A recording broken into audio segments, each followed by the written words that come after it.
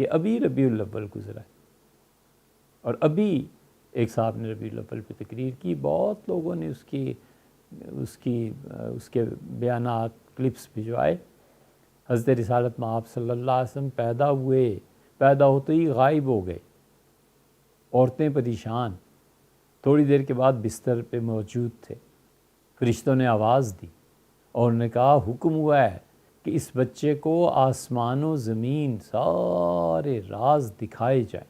اور پھر رسول اللہ صلی اللہ علیہ وسلم اٹھے، اور وہ جو ایکٹر ہے جھوٹ بکنے والا حضور اقدس صلی اللہ علیہ وسلم پہ، اس نے ہاتھ اٹھا، ایسے اٹھے اور ایسے انگڑائی لی اور یوں جا کے زمین پہ گر گئے اور سجدہ کیا۔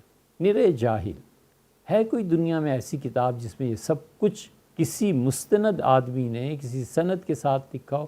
اتنی معمولی بات سمجھ میں نہیں آتی کہ اگر حضرت رسالت مآب صلی اللہ علیہ وسلم پیدائش کے فوراً بعد سجدے میں چلے گئے تھے، وہاں حضرت عباس رضی اللہ عنہ کے غالباً والدہ صاحبہ موجود تھیں، سیدہ آمنہ کے ساتھ اور خواتین موجود تھیں، اتنے بڑے واقعات پیش ہوئے ہوتے اور بچہ غائب ہو جاتا تو پورے مکہ میں شہرت نہ مچ جاتی کہ اتنی عظیم ہستی نے جنم لیا، یہ بچہ کچھ اور ہی ہے، کسی کو پتہ ہی نہیں تھا۔ ان کا آواز سنیں تو ہنسی آتی ہے، اور ہمیں اس لیے غصہ آتا ہے کہ آپ اپنے متعلق سوچیں، آپ کے متعلق کوئی جھوٹ بولے تو آپ کو برا نہیں لگے گا؟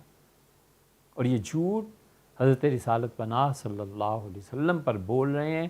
کوئی کہ حضرت ثابت کریں یہ بچہ اڑ کے گیا کہاں تھا اور بچہ اڑتا کیسے ہے، کوئی عقل میں آنے والی بات ہے؟ یہ سب نتیجے ہیں نہ پڑھنے کے، اور خام خواہ امت کی قیادت کا شوق چراتا ہے۔